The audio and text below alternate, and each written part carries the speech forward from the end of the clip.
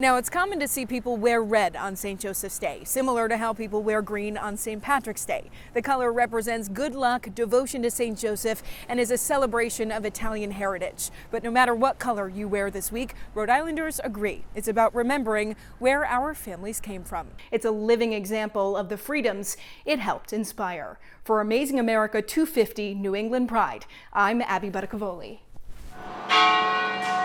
Now time to get out your dancing shoes. That's what our very own Sam Reed did tonight, and that's why I'm here. Sam was a contestant in Westerly's Dancing with the Stars. Look at her go. Firefighters are still here on scene, but the fire is out now. The chief does tell us the fire started in the basement. His sister Teresa lived here at the Gabriel house for 17 years on the bottom floor. He says she was one of the lucky ones who was rescued in Sunday night's fire, but now he has many concerns. I wanted to show you because I know Jason's been talking about the winds. The American flag that is on my house is absolutely whipping. I can almost hear it smacking against the house. Flags flew at half staff across the state of Alabama all last week, and anyone who shows up to this memorial here behind me says both victims will not be forgotten. More than 300 years after he arrived, the principles he championed still help define Rhode Island and continue to influence the freedoms Americans value today. And the man accused of stabbing former Fall River Mayor Will Flanagan has been indicted by Fall River Superior Court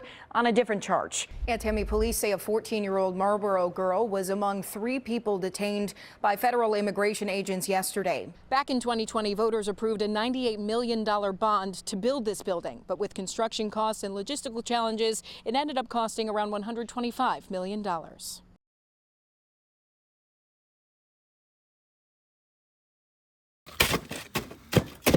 It's a sight some New Englanders still long to see. Clean pavement, but it's visible here on Newport's Curry Avenue. We have a tight-knit street. It's an awesome little community.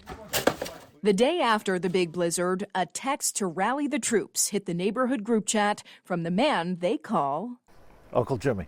Uncle Jimmy. James Hatfield called for noon sharp. When Uncle Jimmy put out the signal for everybody to come and shovel, everybody came out without any questions, and we ended up digging ourselves out. The neighbors agreed to help themselves and take a load off the snow removal crews. They're overwhelmed, understandably.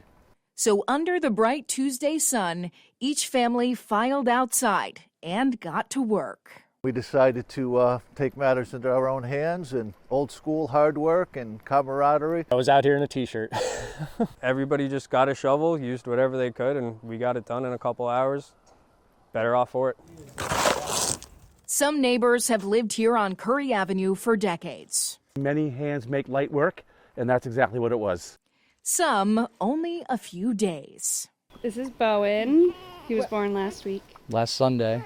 Little Bowen, named after Bowen's Wharf, a nod to the place his parents love. And if this new addition to Newport needed any help, everyone made sure it could get here. To me personally, it was just great to see us come together, that we could all come together in this neighborhood regardless of our beliefs, regardless of anything. We all came together to help each other out, and that was wonderful. Really warms the heart. A record-breaking blizzard, dumping feet of snow, but uncovering the beauty of being a good neighbor. Though I'm actually kind of glad that we had the opportunity to do something that we're going to be talking about for a very, very long time. So, in a way, kind of glad the plows didn't come. Showing you something good. I'm Abbey Buttacavoli. Amazing America 250, New England Pride. Sponsored by John Andrade Insurance Agency. I'm standing here at Roger Williams University. Back in the 1600s, colonial New England was a place where religious rules were strict and dissent was not welcome. But Roger Williams believed faith was a personal choice, not one enforced by the government. Boast not proud English of thy birth and blood. Thy brother Indian is by birth as good. Of one blood God made him and thee and all, as wise, as fair, as strong, as personal.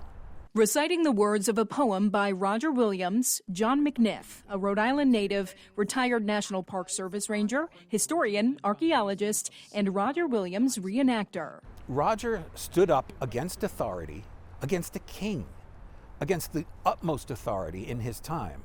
and fought for what he truly believed was right. He was born in London. In Roger's time, the king was God's appointed here on earth. And if you disagreed with the king, you were disagreeing with God. The strict leaders of the Massachusetts Bay Colony banished Williams in the winter of 1635. Roger was so in love with his Christian faith and scripture that he thought that all of that politics involved with it just corrupted faith. He traveled south, eventually settling along Narragansett Bay. When he came here, he saw this as a blank slate, a place that he could have a really pure place where religion and government were separate. Williams respected and advocated for local Native American tribes the way other colonists did not. Became friends with them, learned their language. He had come here and learned their language, learned how they live. In return, they gave him land. That's where we find ourselves now, at Providence's Roger Williams National Memorial Park between North Main and Canal Streets. It's a 4.5-acre park where the original spring for this colony is located. A gushing freshwater well along a major route traveled by generations. This is Roger's house. Here in 1636, he founded the settlement of Providence, believing divine guidance led him to a safe haven. This has been a place that has welcomed outsiders from its very beginning. People of many beliefs were welcomed to what would become Rhode Island, known for its independent spirit. So those freedoms that we recognize as being, we're born with them. They're given to us by our Creator. That's what's being enshrined here. And the liberty is the way that the law allows you to practice those freedoms. That started right here. We finish here at Providence's Prospect Terrace, where Roger Williams is buried. More than 300 years after he arrived, the principles he championed still help define Rhode Island and continue to influence the freedoms Americans value today. For Amazing America 250 New England Pride, I'm Abbey Buttacavoli.